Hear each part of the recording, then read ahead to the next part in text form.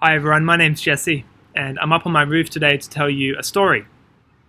I read my two boys' stories in the evening. I read them stories about the hungry caterpillar or the tiger who came to tea.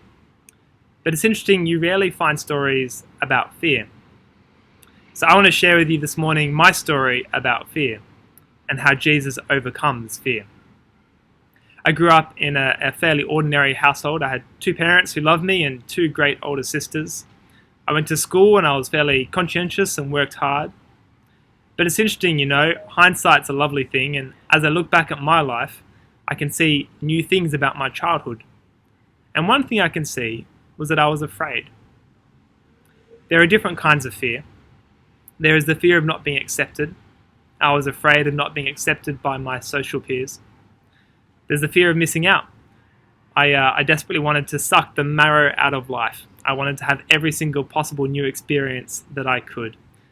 And this fear, it drove me to do particular things.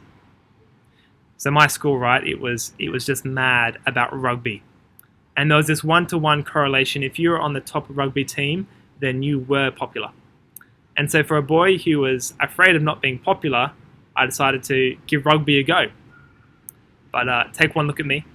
I played one game of rugby and was totally wiped out, and that was the end of that.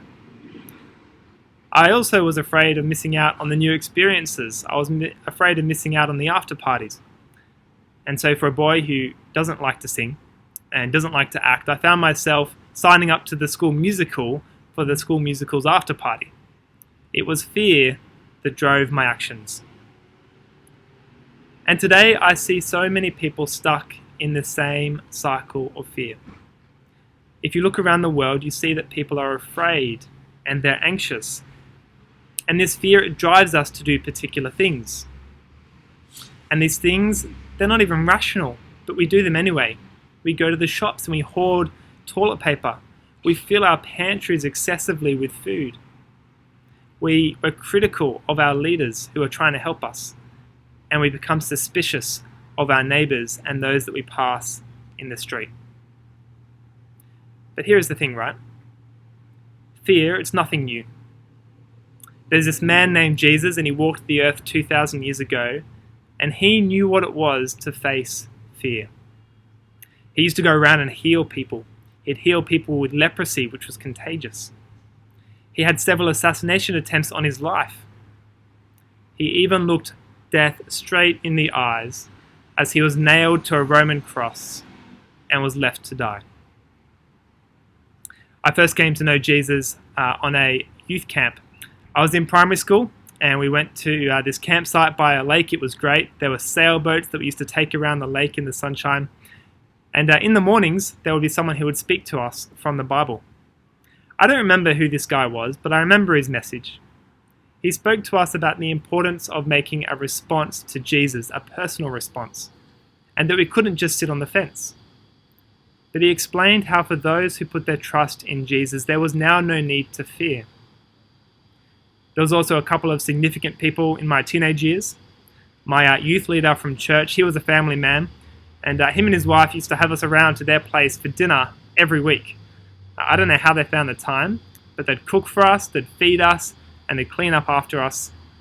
And they did all that to show us Jesus. They wanted to show us why we had no reason to fear our social peers, but every reason to fear God. Everyone is feeling pretty scared right now, and at one level, that's okay. But even when I feel scared, I have a deep sense of peace. And that has nothing to do with who I am. In many ways, I'm just like you. But it has everything to do with who Jesus is. Jesus is God. And for those who are in Jesus, they have life for eternity. There's this great story in the Bible, right? It's about this guy named Jairus. He's a family man too. And Jairus, he has a daughter, but his daughter becomes sick. And she gets worse and worse until Jairus knows that she's probably going to die. With no medical facilities around, he becomes desperate, and so he goes to the one man he knows has authority over sickness and death. He runs to Jesus. And he gets to Jesus and he pleads with him. He pleads for Jesus to come back and heal his daughter. So Jesus agrees and they're walking back to Jairus' house. But on the way, he receives news from his household that his daughter has already died. If anyone has reason to be afraid and feel anxious, surely it's Jairus.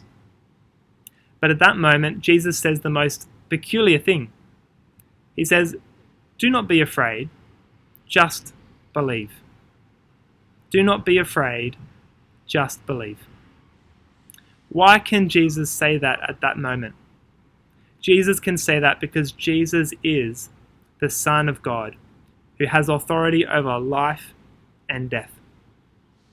And so they walk back to Jairus' house, and they find his daughter there lying on a bed, dead. And Jesus walks in, and Jesus is mocked by all the people around, as if to say, "Who do you think you are?" But Jesus goes up to Jairus' daughter, he gets down beside her, and he simply says, "Arise."